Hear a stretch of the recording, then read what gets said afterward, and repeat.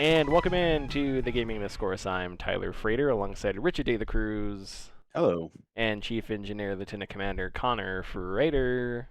Good evening. It is Monday, October 6th, 2025. Go to our YouTube channel, youtube.com/gaming discourse, patreon.com/the gaming discourse. You can support us for $247, $10. Get your name in the video credits, early access to our videos, access to our Discord server, and more.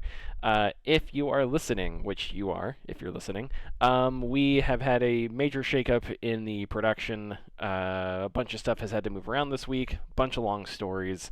So suffice it to say, we are doing an incredibly quick and dirty podcast. We are recording via Discord. I'm just recording my desktop via OBS. So it's quick, it's dirty, but this was the best solution, short notice that we could do. All of our equipment had to be moved around in the past couple days, so just didn't have time to set it up and get another solution going. So we're just going to do this and audio for this week, and then I'm not sure about what things will be in the future. If you go to our Patreon, I'll in the weekly update this week, I'll probably post in there if we're going to be able to get back on our mics or whatever. But yeah, so I'll let you know there. Speaking of our Patreon, if you go check out last week's post, I wrote a little blog about institutional knowledge in games and games media and stuff like that. Patrons know I'm working on a really big project at the moment that deals with some games history. So I've been doing a lot of research into games history that goes back more than 20 years, digging into archives, digging into old newspaper stories and stuff like that. It's been a lot of fun, and it's been really eye-opening for a lot of different reasons. So yeah, go to our Patreon. It's a free post. Everybody, every now and then I do a free post that everybody can read, and I talk a little bit about that. We have news. Connor and I have been playing Ghost of Yotei. Richard, what have you been playing? So I've been playing more Expedition 33. Nice. Yeah, I'm still enjoying it. Man, it's I keep having this conversation with everybody I talk to or anybody who will listen to me about it, but it's really tough to have a game where you really like it, you really enjoy it, and you really love it for all different reasons, but you can kind of see the I don't even know if I want to call them glaring issues, but maybe things about it that you wonder why people aren't talking about more, or maybe the blemishes, I'll call them. But it's probably because just the good things about the game kind of overrule them. But I have, I keep harking on the fact that not that the game is easy, but the linearity of it and just kind of the fact that it's a mishmash of all these other things we know and love presented in a digestible format for the average consumer, which is not a bad thing whatsoever, but for some reason it rubs me the wrong way as far as why. Maybe it's because I'm cynical with the years of many good JRPGs that didn't get their due, and a game comes along that kind of just does it very well, but also in a way that everybody can digest it. And so now Expedition 33 is getting its flowers, instead of other games. So maybe it's a cynicism that's kind of giving me these feelings, but I hate to vocalize it that way because I don't want to take away from how good the game is itself, if any of that makes sense. No, it does. I understand what you're saying. Yeah, because it's the same discussion we had last week with your frame of reference, right? I've called it this movie's giving me big baby vibe or boss baby vibes or whatever, right? Sure, So I think it's that kind of thing where if you've never how innovative its combat is, I couldn't really tell you because I don't play a lot of Japanese RPGs. I've played some in the past, I've played, Personas and stuff like that. And so it's is its combat an innovative JRPG system, or is it just a good JRPG system, and there's a distinction there? and that's also interesting too, because the one of the big problems of Persona 5 being such a big smash hit and a game that's still somewhat relevant right now is the fact that that game came out in like 2016, 2017. Yeah. And so Expedition 33's um, visual format is Persona 5, like literally, like just the way that the Yeah, the your structure. options Yeah. are, the structure of it, yeah. And so so having to be like, oh, it's just like Persona 5 is you feel like it's weird to say because Persona 5 is still relevant to this day to an extent, but knowing that Persona 5 came out almost 10 years ago, it's like, oh, I guess it's about that time somebody, you know, lifted from it. But moving on from just qualms about it, I'm headed towards. We're kind of on our way to the Paintress now, and I just recruited. I think his name is Morocco. Oh, okay. I know Um, who you're talking about. The guy that kind of yeah, looks like a gorilla or something. yeah, Monaco. yeah. The Monaco. Monaco, not Monaco. Yeah, Yeah. I was thinking two different cities. Minoko. It's something like that. Yeah, something like that. But yeah, yeah, just recruited him, and I do think he has a really neat, um, um, a really neat function to his fighting style because everybody has a different type of thing that they do. Um, but he has the ability to essentially absorb the Nevrons, which are the villains of the game. He has the ability to absorb them and kind of transform into them, so you can kind of get their abilities for like a turn or two. Um, and one thing I haven't talked about like Expedition 33 is it has some pretty good humor. Its writing is very sharp when characters talk to each other, and it has that kind of dry, sarcastic humor that I enjoy a lot. That's usually in British sitcoms and whatnot. When you tell um what's his name again? I keep wanting to say Morocco. Monaco. Yeah. When you tell him what you're going to do, it's like almost he shoots back almost immediately, like, okay, bye. He's like, I'm not doing this. I'm leaving. And I thought that was a really well delivered line. Hmm. But I'm curious to see what's next. Some major events happen that I won't say because it's spoiler territory. So now um, now I am rolling around with somebody who is suspiciously looks like two other characters, and I can't get that out of my head. Maybe it's just like character model, or maybe it is having to do with you know the future story, but we'll see. But yeah, I was playing Expedition 33, and then I forgot to mention last week when I was talking that I played and beat Phantom Liberty for Cyberpunk Oh, okay. 2077, Cool. Cool. Nice. and and I loved and hated it because CD Projekt Red's writing is so good, and um, it makes you, like I mentioned before, second guess every decision that you'll make because you don't know. You think you would think about all the outcomes, and then you can be totally wrong, or you could be right on the dot. And when I was playing Phantom Liberty,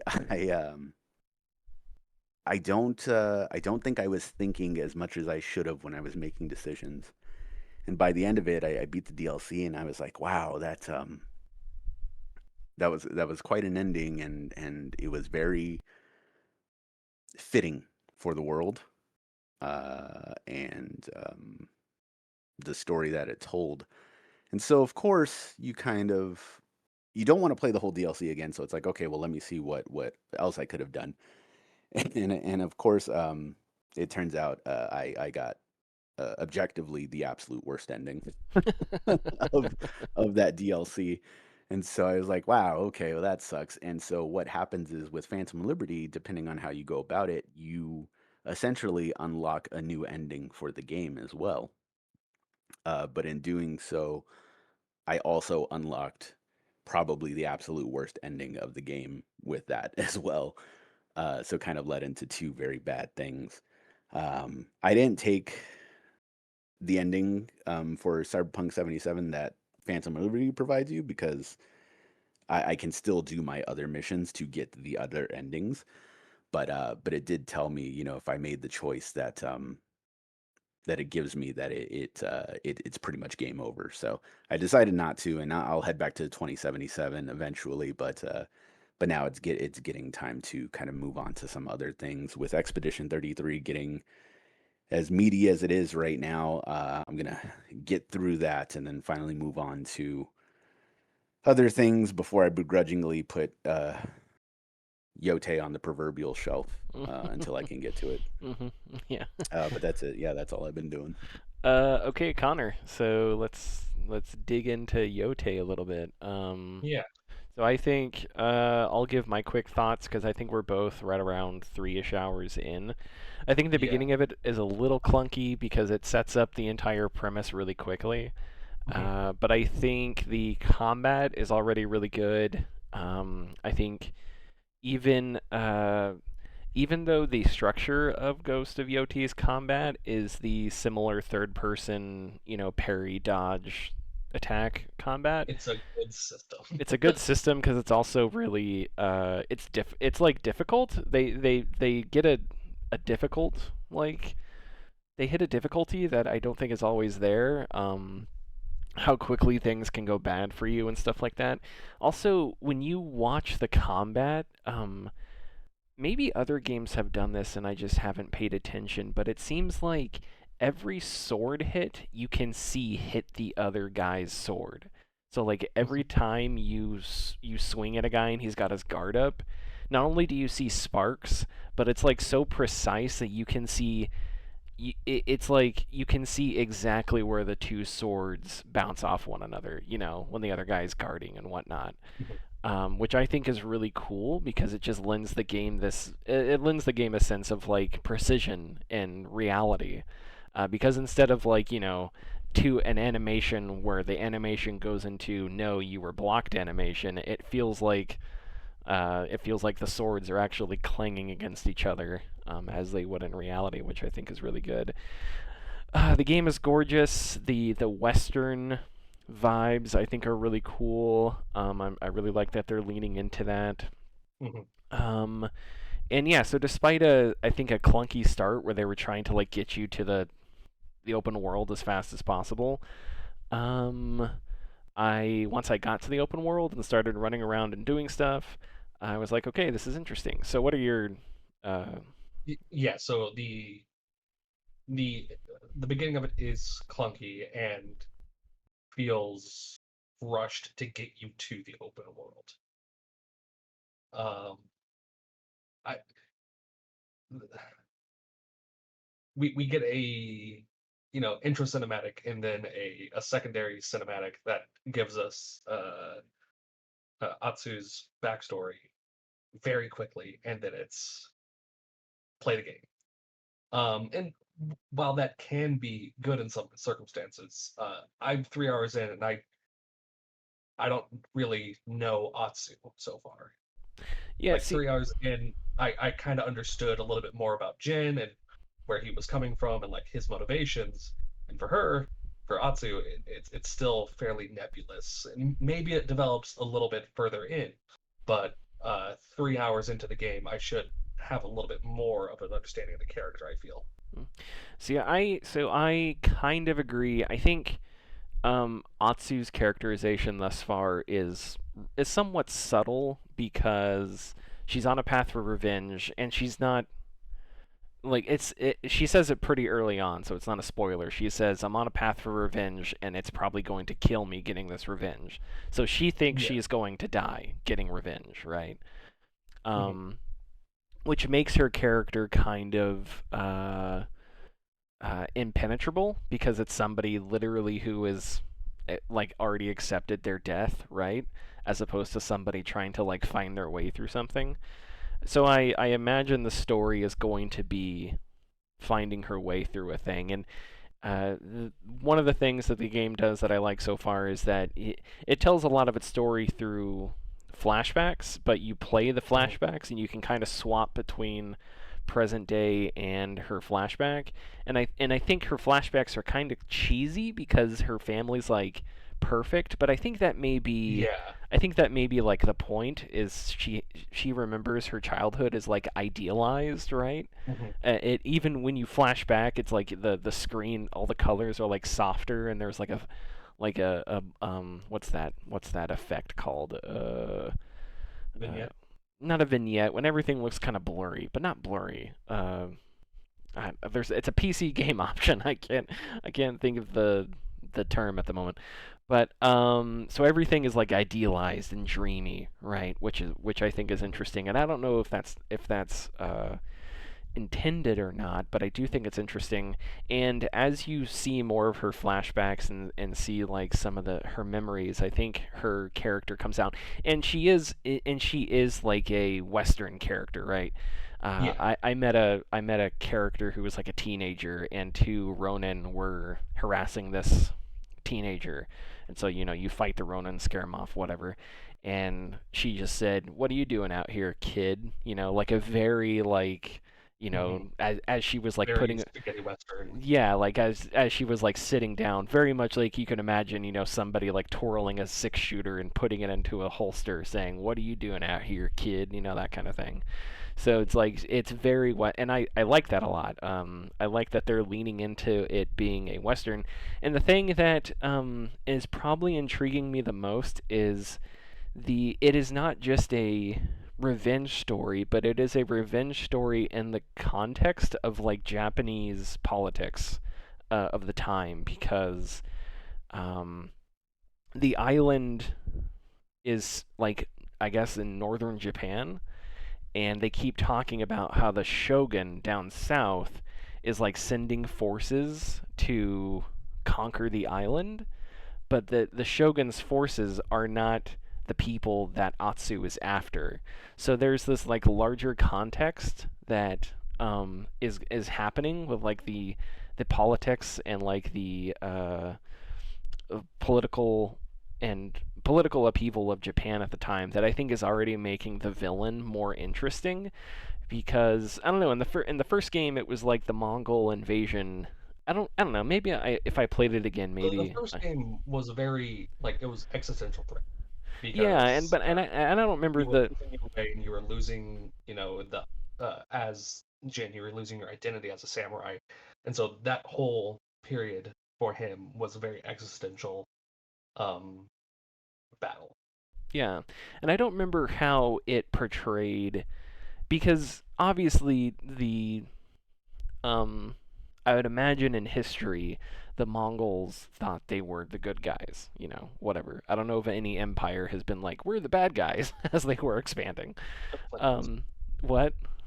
Hmm, You made a comment no I didn't joke. hear. Oh, okay. That's the Klingons. But in this one,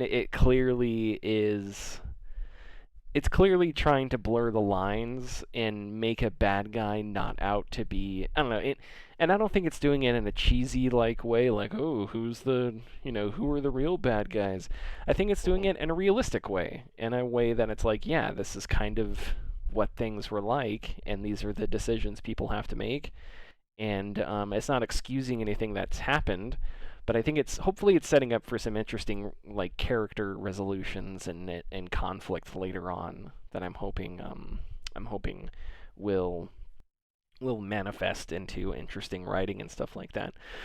But yeah, other than that, the gameplay in the open world structure is pretty standard, and that was the same for the first. I do like that Ghost of Tsushima, you kind of Jin's health and stuff like that was determined, was very, it's kind of Zelda-y, where you kind of had to find the hot springs to get more health and stuff like that.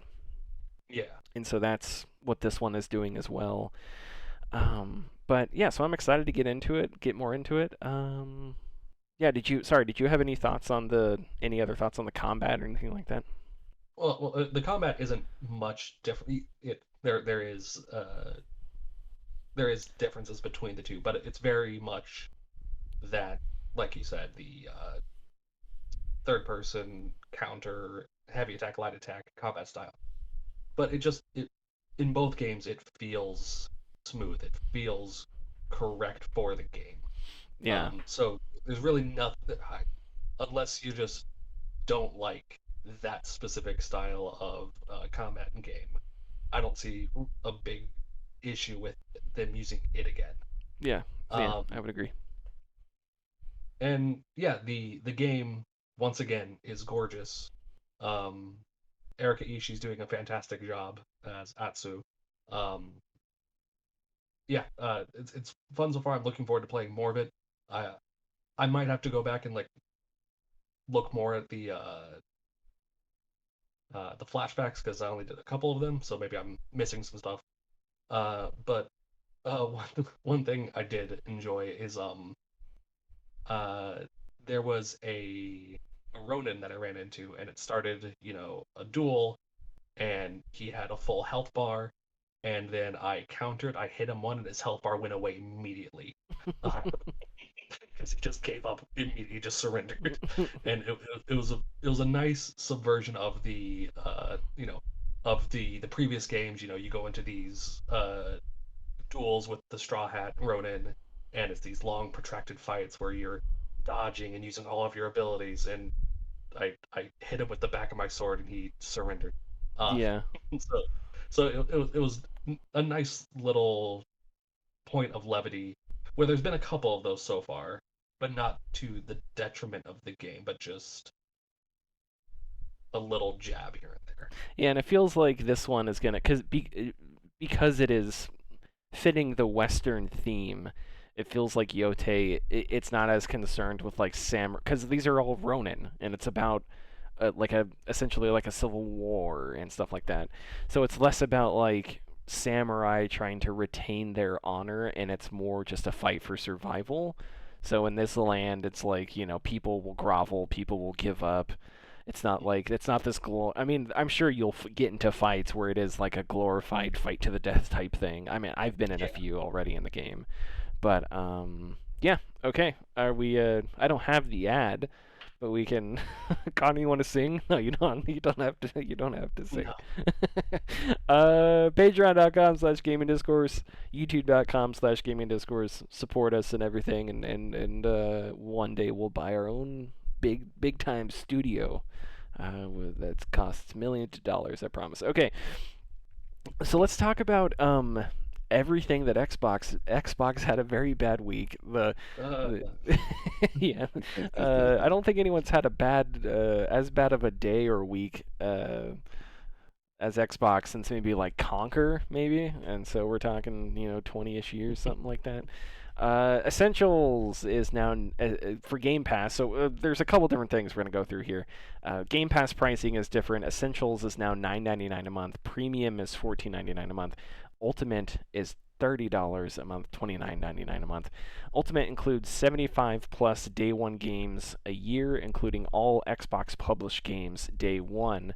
So that is not included in the premium, but I don't remember if that's how it was beforehand or not. And I think the PC went up to $16 a month if you Xbox Game Pass on PC.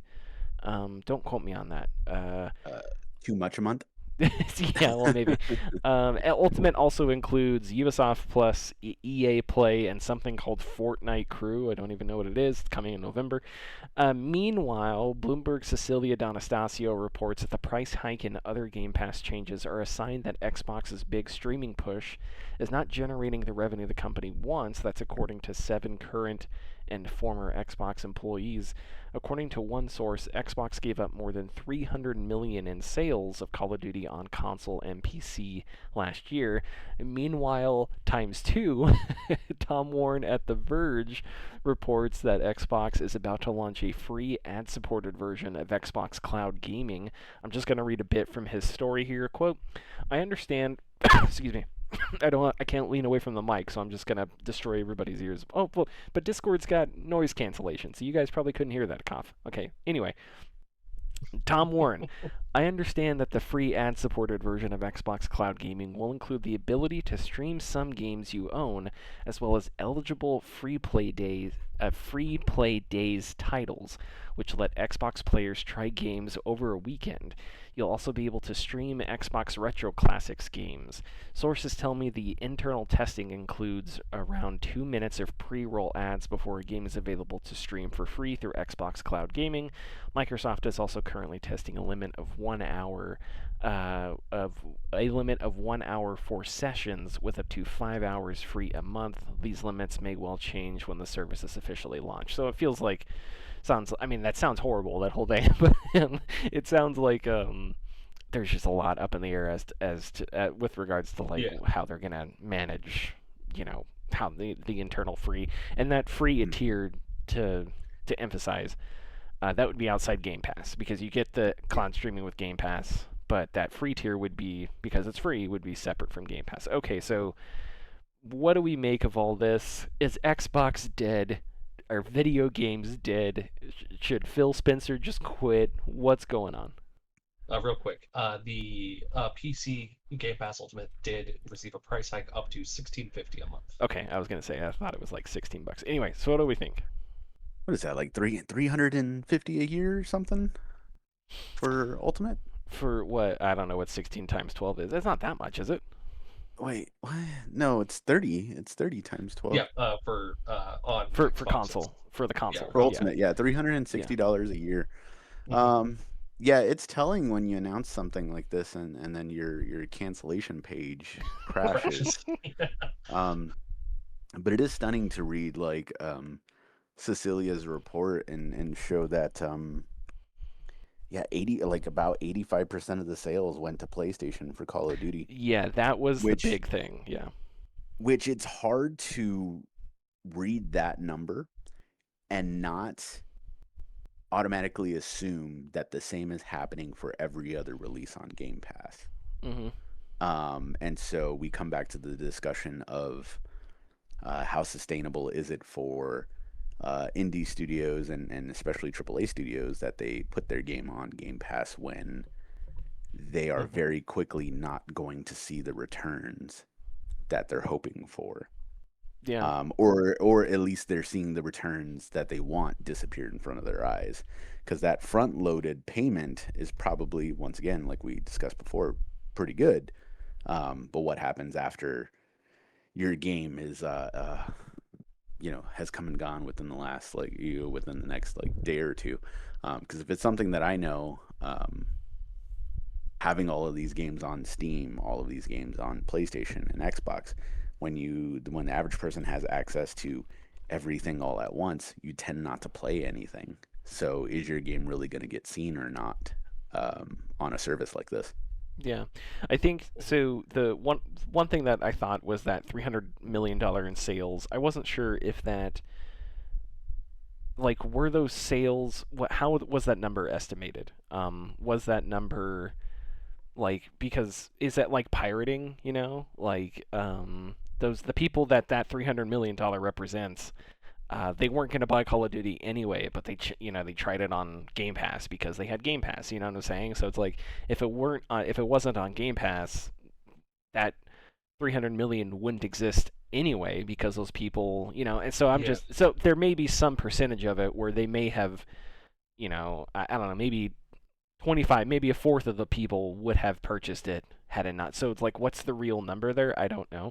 I do think the bigger point though is that, and I should have put this in the notes, so thank you for bringing it up, is that the big chunk going to PlayStation, right? And if you had a larger install base, that wouldn't be as much of a problem, I think, if you were able Yeah. to have more Xbox consoles out there.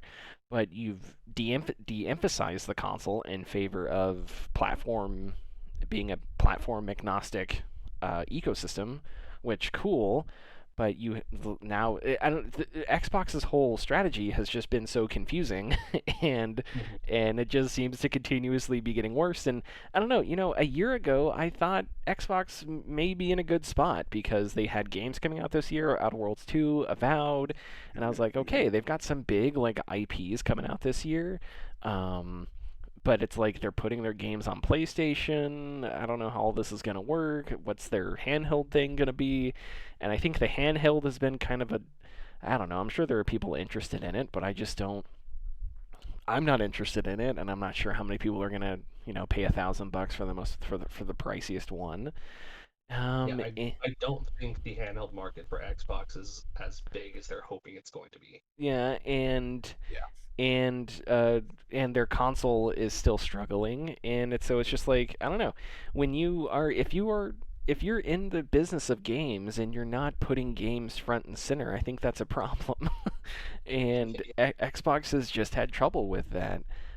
They've had some. I'm drawing blanks because they've had smaller titles, Pentiment and stuff, other Obsidian games, Grounded that you would count as like an Xbox game, and it's cool that they've put them on PC, but I don't know, if you're running a console business, maybe the way to do it is the way PlayStation has been doing it outside of their stupid live service bullshit, but like because they get they release their games on their console first, and then a few years down the road they put them on Steam, and you have that secondary market, but it doesn't devalue the console. Because that's like the first platform that it goes on. That's like the primary platform. That's the one that you're focused on. And PC is this like secondary thing. So Xbox is Windows, so they can't, I understand they don't want to look at PC as secondary because it's the same company, but I don't know. So none of this feels good.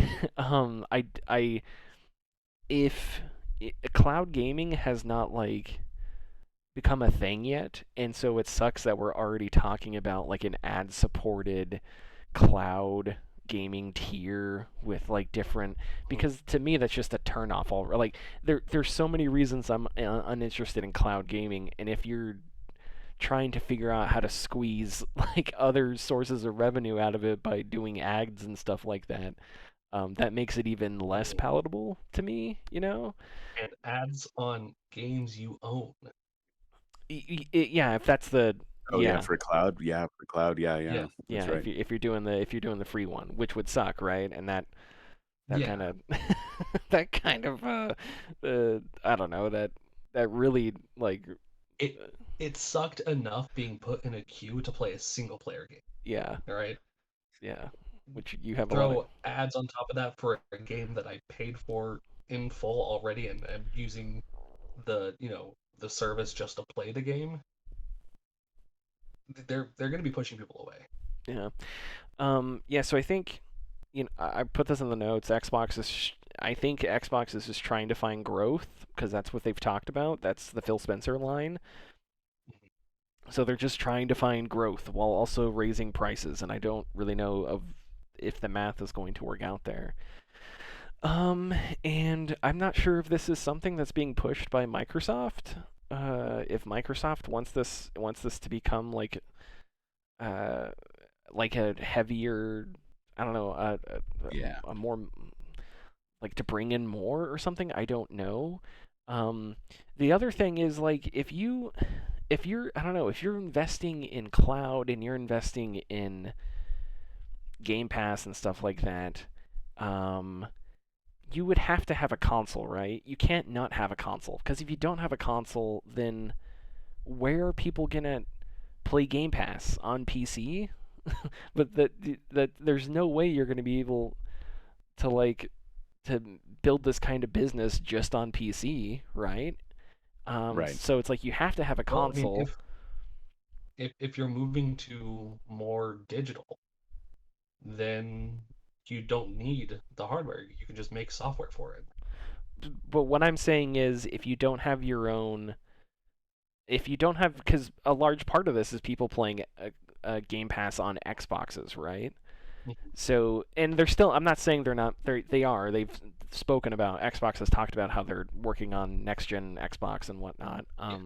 But there's also been the discussion of like, at what point is Microsoft just going to be not interested in games, which I don't think that's gonna happen either. But it's so confusing because there's like mixed messages going on. And so I think it just feels like it's a company that wants it to make more money somehow, and so it's just throwing a bunch of stuff at the wall, and it just Mhm. yeah, and And the other thing, Richard, bringing up the $30 a month, I don't know. If you're paying $30 a month, because okay, I played Indiana Jones, which was amazing on Game Pass, right? I played it for a Right. month, so I paid on PC, so I paid $15 and essentially rented it, right, for a month on my PC. Um, Right. okay, so if I have an Xbox and I'm paying $30 now, okay, now that's half price, right? Now that is half the Hmm. essentially not really 35 would technically because it's $70, but plus now we're getting close to like half price of a physical game. Hmm. So if I were to just double that, I could get a physical copy of that game, or I could just own it digitally on my Xbox, and I wouldn't have to worry about being subscribed for more than a couple months, right? And I could take my Yeah. time with it. So you get a lot more. You get Ubisoft Plus and EA Play, but the other thing with that is like, I don't know how many people care about Ubisoft Plus. How many people care about EA Play?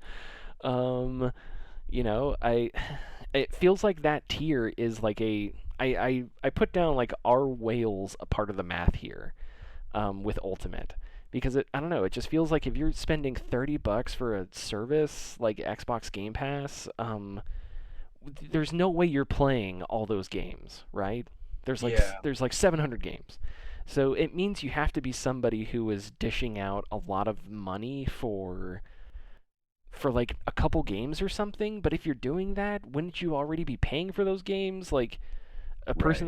a person that's dropping $70 for their newest, EA FC game, are they suddenly going to start paying $30 a month for it on Xbox Game Pass? Like that doesn't make sense to me. So I don't know. I don't know how the math works out. I'm sure internally at Xbox they must have a logical conclusion to how their math is going to work out. But I just don't see like the um I don't know, like how the market shakes out and how that ultimate tier makes financial sense. We It's Go ahead. it's bold of you to assume that Microsoft makes logical decisions. And we've said in the past that Game Pass was going to have to get more expensive at some point. Because back in the day, Game Pass was like, you find some change in your couch, and you just throw that at Microsoft, and they're like, okay, you have Game Pass. Like at one point, Yeah, that's pretty how it much. worked. But so we knew it was going to have to go up, and things were going to get worse. But I don't know. This just feels like an escalation of that, plus all the studios that they've been closing, and Hmm. like all that stuff that's been going on. So at the same time that they're closing up studios and stuff like that, they're also raising their price, and I don't know. I don't know. It feels like there's something is wrong here. It doesn't feel like this makes sense. Maybe I'm not smart enough to Yeah. see through all the financial genius here, but it just feels like it doesn't. I don't know. It doesn't totally make sense. And And that's. and it Go ahead. sorry, it seems like well, it always seems like since the last what 5 years or no, since COVID, right around COVID, we have companies vying for instant gratification of large chunks of money. Um, because it is, I don't know how much King is making nowadays, but I'd still assume it's in the billions. Um, and I wish I could just sit here and say let Microsoft or Activision Blizzard rest on their laurels and gain all that money. But I know a big reason that they bought Activision Blizzard Microsoft did was for the Call of Duty money. But when you have a service that's kind of counterintuitive to making money, um, for the biggest IP in the world for video games, it is a puzzling like decision that they made because I sit here and think about how much money they could have made without Call of Duty being on Game Pass. They would have got the money from all the sales. On top of that, they would have got money from DLC as well. Um, Yes, and if cause, they. cause, cause, Sorry. Go yeah, ahead. cause those, I don't know, however many millions of people that would have bought um, Black Ops 6 on Xbox, instead of paying $70, they paid $15, you know? Hmm. Uh, and so you lose that large chunk of money because how many people like you bought or you played Indiana Jones and you enjoyed it, but you literally paid $15 to play that game and then you unsubscribed. Yep. So how many more of what chunk of or percentage of users were gonna do that, and so you're losing out on money that's just kind of on the table there. So Yeah. it's very very strange. Yeah, and if I owned an Xbox, like let's say I played Indiana Jones on the Xbox, right? For however much the monthly subscription was back in October last year or whenever I played it, November last year, December. Um, had it been $39.99, I may have just bought it. And in fact, had I known at the time, if I knew when it was coming out for PlayStation 5, I may have just waited to get it on PS5, which and when I see it on store shelves, I'm tempted because it's such a good game, and I'm like, I'm sure it's great on PS5. I'm sure you'll want to play the DLC when it comes out. So Yeah, and it's got that incredible cover. The cover of that box is amazing. It's an Indiana Jones movie cover. It's incredible. So it's just like, I don't know, but to me, the solution there would be if you had a larger Xbox install base, and the solution to get that would be you got to wind the clock back to the Xbox One and not be a bunch of douchebags about it, and just I don't know, just pound your services, release games, and you're good to go. I guess I don't know. So yeah, this is confusing and none of it's good, and if it doesn't feel like this was inevitable, though. It feels like, I don't know, it feels like Xbox was in uncertain waters, but positive waters, especially when Xbox Game Pass came out. Do you remember all the stories that were like Xbox has lost the battle, but they may win the war, right? Like I remember yeah, like articles with that kind of headline back in the day, but instead none of that happened, and PlayStation was just like, here's the next Horizon game, and everybody played it, and everybody was happy. And of course, PlayStation has their own problems, but they continue to sort of be good at the thing that they have been good at for a long time. And I don't know how well Yote is doing, but if Yote does really, really good, I'm just gonna sit here and be like, here you go, I think in 2 days it sold 1.3 million. I wonder how. Do you know off the top of your head how that is in comparison to the first one? I think it is faster. Is it faster? Yeah. Let me do some research. I'll get back. Okay, we'll do a quick Google here before we move on. I don't. Would I be surprised if it? I would be surprised if it's faster because everyone was so excited for the first one because there hadn't been a lot of like samurai, Japanese historical Japanese games up until Ghost of Tsushima, and now there's been a couple others with like Rise of the Ronin and Assassin's Creed Shadows and whatnot. Yeah. Let's see here. So, an insider places Ghost of Yote just slightly ahead of Tsushima, which sold 1.25 million copies within its first 24 hours. And is that Yeah, Yote did 1.3 million. is that Matt No, Piscatella it's not Maddie. Oh, It's not okay. Maddie P, unfortunately. I would have said Maddie P. Can I ask who it is? No, I'm just out of curiosity. Millie A apparently on Twitter. Okay. Well, I mean, I hope it does good. But For the 1.3 million was from the 1.3 million was an infographic from an official source. So okay. Okay. The thing so that the larger yeah. point would just be if it does good, then it's like here's another first party Sony number one. exclusive. Yeah, here's another first party exclusive that's like just doing its thing. Anyway, okay, let's anybody else have anything to say about this Xbox situation? Is Xbox going to announce that like you have to, I don't know, from now on if you want to play an Xbox game, you have to stub your toe. That's a mandatory thing. Like do we have any other thoughts on Xbox before we go on? You have to find a used Connect and rehook it up. Scan your room. There you go. No, There not you go. used. It has to be purchased new. They're gonna announce the next Halo game, but it's like exclusively playable only on the original Duke controllers, and we're not making It, any more. exclusive on the limited edition Meta Quest Xbox edition. Yeah, the Xbox edition, which is just it's just black plastic as far as it, or it's gonna be like everything is an Xbox. What was that? The Play Date. They're like we're bringing Game Pass to the Play Date. No games on it, The but play date is so cool. okay, moving on. Can I interest you guys in $840,000 a year? Would you guys be Always. interested in that much money? Yeah, always. Okay. All you have to do is apply for this position, Director Generative AI for Games. Now, let me go through these key responsibilities for you guys real quick. Define and lead the Gen AI strategy across Netflix games, helping to shape foundational infrastructure to playing-facing features. Is that something you guys could handle for $800,000 a year? Yes, no? No.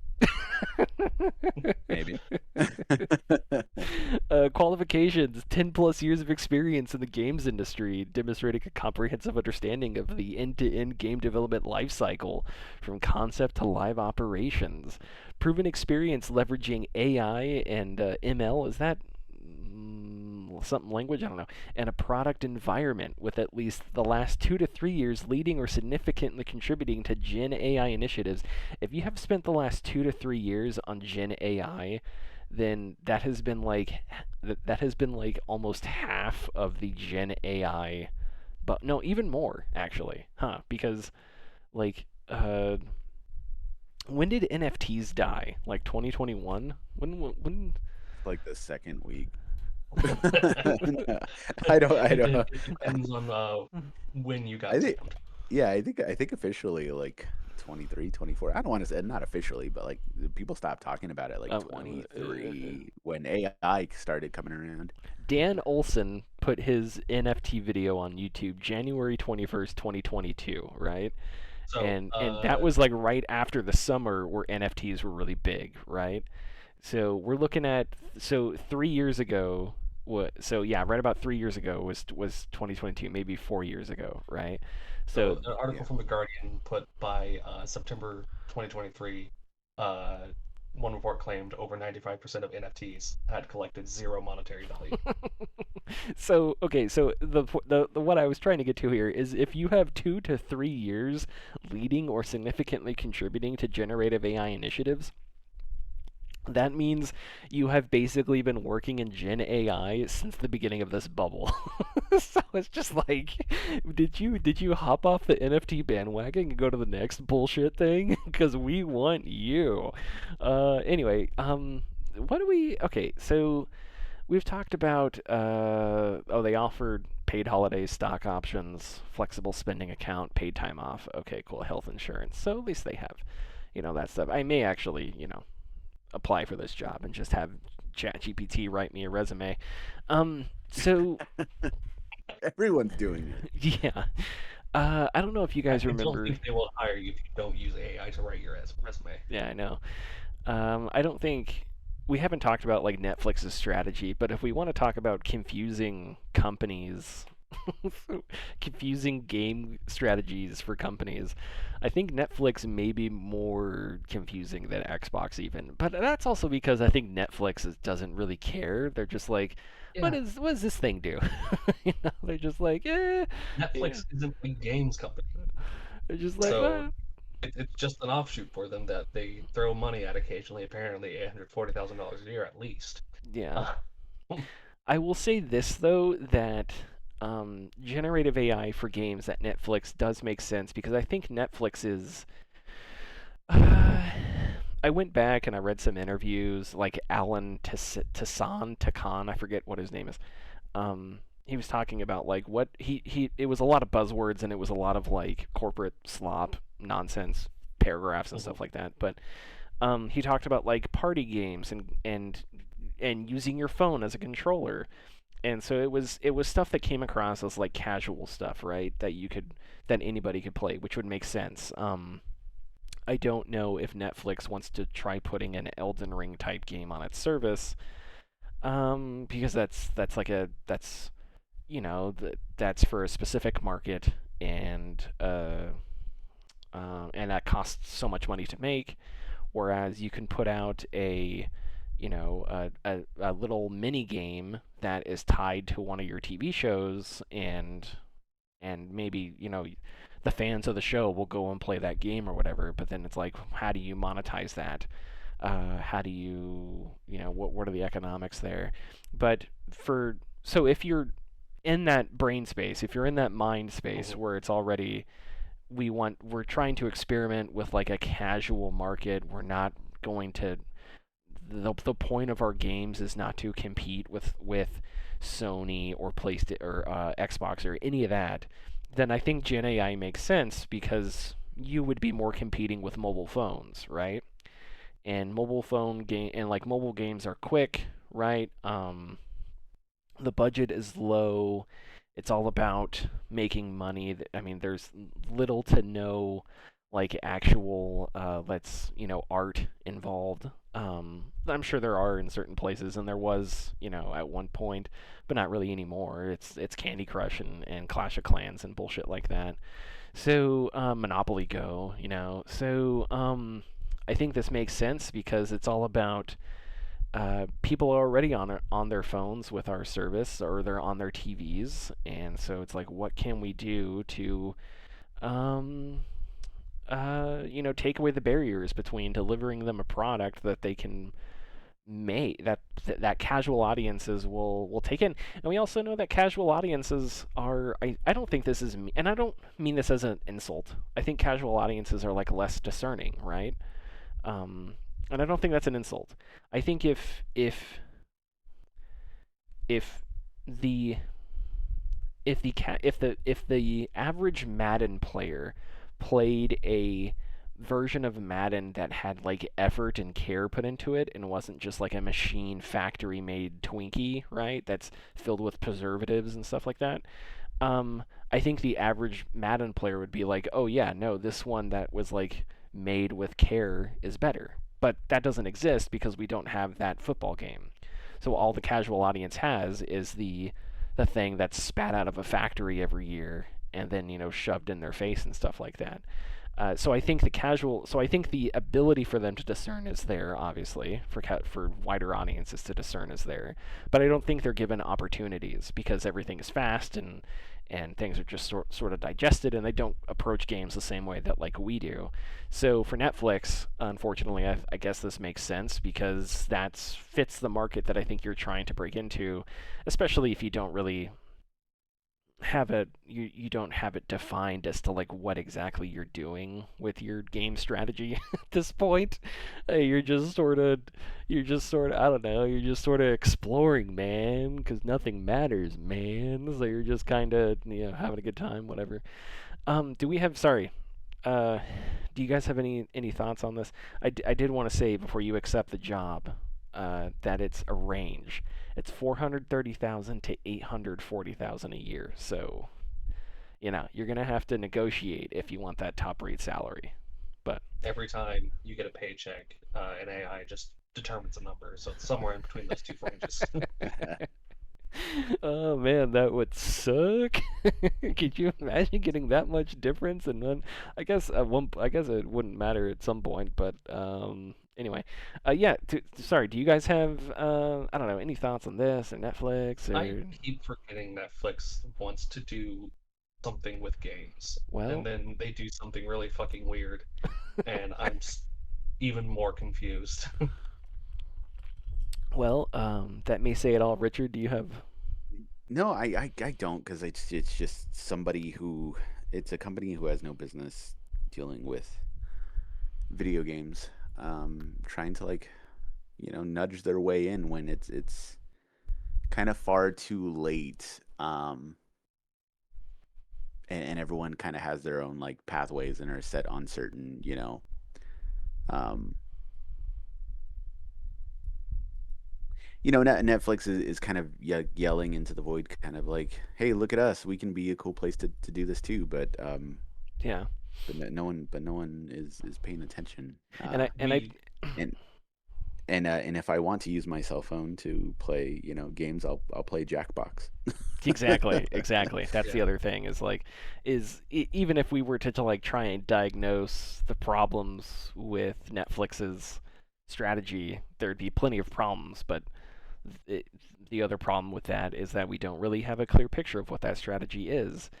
Yeah. I think that, and I think it's possible that this is just partially cynical, because they see how much money games are making, and they're Mhm. like, well, everybody has a phone. Netflix is on phones. Can we do something there? And so they're spending a little bit of money, experimenting. They've got like a shitty version of Skunkworks.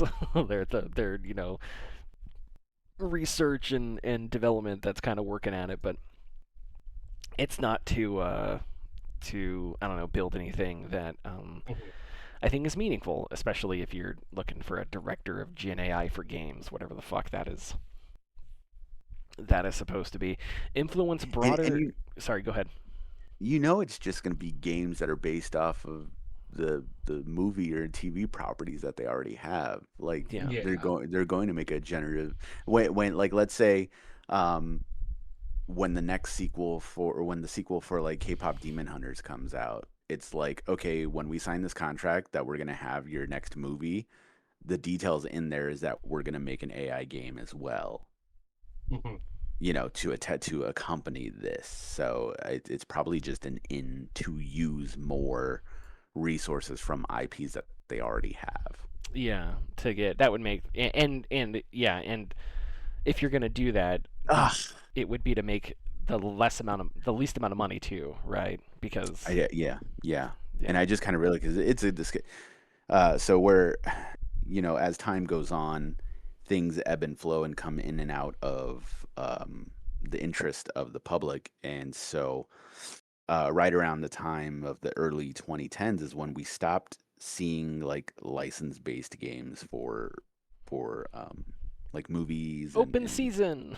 stuff like that. Yeah, like we obviously have seen a lot of license-based IPs like Mhm. Ninja Turtles, SpongeBob, stuff like that. But like for like tie-in movie film, Yeah, yeah, stuff, because they just kind of went to um cell phone games, free to play like stuff, real quick things. Um and so that question has kind of been I've seen it being thrown around recently online, like, oh hey, what happened to those, when it's very easy to see what happened to them. But now this is, as I discussed, like what happened or what Netflix would do with this. It's just kind of like, ah, shit, they're gonna come back with with license-based games, but it's just gonna be like this low effort even sloppier. stuff. Yeah, yeah, Yeah, to get more eyes on it. Yeah, yeah. and it's unfortunate. Like what capitalism sucks. And some of those tie-in games were cult hits. They were, Two yeah, a Towers, lot of them Two were solid. Towers, man. Two Everybody, Towers, Return of the King. Yeah, yeah, everybody loves really the good. really good games. Okay, moving on to the last thing here. I don't know if this is going to happen because our government is currently shut down, and last time I checked, I don't know. I think Hakeem Jeffries challenged. I don't know what the Johnson. What's his name? I don't know. Uh, he like challenged him to like a debate or something. So it's not going great on our Capitol Hill. I think President Trump is probably like 6 Big Macs deep into a binger, a McDonald's binger, and complaining about, I don't know, the Civil Rights Act or something like that on Twitter or on whatever he is. But anyway, House Oversight and Government Reform Committee Chair James Comer, Republican from Kentucky, sent letters to the CEOs of Discord, Steam, Twitch, and Reddit, saying they must appear before the committee and explain what actions they will take to ensure their platforms are not exploited for nefarious purposes. This, of course, happened after the murder of Charlie Kirk. And obviously since then we've had the government shut down, and Bad Bunny was announced for the Super Bowl, so conservatives are like mad about other things now. No one from X, which I thought was interesting. So all these huge social media sites, but not X. That's a curious thing. I don't Convenient know. is what it is. Yeah, I don't know. I didn't want to. This was mostly just to make fun of this guy, because this guy is. If you look at this guy, it's if you like. I know this is like a hack joke, but it really is true. If you Google James Cormer, Comer, and it's like you put into Chat GPT, like, give me the most basic Republican looking person of all time, and it would pop out this guy. It's just like, he's, anti-abortion, very, anti-LGBTQ, like, just like no personality. I wouldn't even see vanilla ice cream because vanilla ice cream is delicious. I don't like when people say vanilla. So I'm trying to think of like another insult that's like as boring. I don't know, like white paint on a wall, like that kind of boring. I don't know. But He is unbuttered toast. yeah, he's not even toast, just bread. He's unbuttered bread. Yeah, he's Wonder Bread. He's like the most basic form of like Wonder Bread with nothing else on it. And um but this just, it made me roll my eyes because it's just like, what are you gonna, this is like half the fucking internet. Discord, Steam, Twitch, and Reddit, right? Yeah. And it's just gesturing at this perceived like collection of online, I don't know if you'd call them institutions. Silicon Valley elite. Yeah, that, but also just these things that like old people don't totally understand, but they know are part of our like the culture crisis, right? Because if you are under the age of 30, you are on Discord right now, or you are on Steam or Twitch. Or I don't know about the demographics. I would assume you're on Reddit, but I'm also assuming those numbers may be going down just because Reddit is older. But maybe I'm wrong. I don't know. Um, but it's just like it's this collection of websites that is just that are associated with young people, that are associated with Silicon Valley, which they associate with like liberal left, whatever collection of buzzwords they want to use, even if all those companies like immediately bent the knee as soon as, our syphilitic president took office again. So it's just like, it's just the dumbest fucking spectacle ever. And I don't know. And it's not to say that there isn't a discussion to be had about like, yeah, we have talked about Steam, like how Steam has dropped the ball with moderation in the past, or same thing with Discord, same thing with Twitch. Like all these companies have dropped the ball, and there's plenty of like criticism to go around. We can have nuanced discussion about how they moderate their platforms and whatnot, but this isn't that. This is just, we need, I don't know. This is just like It's finding a new boogeyman. Yeah, Is what it is. Like they're and trying hard to find the next target.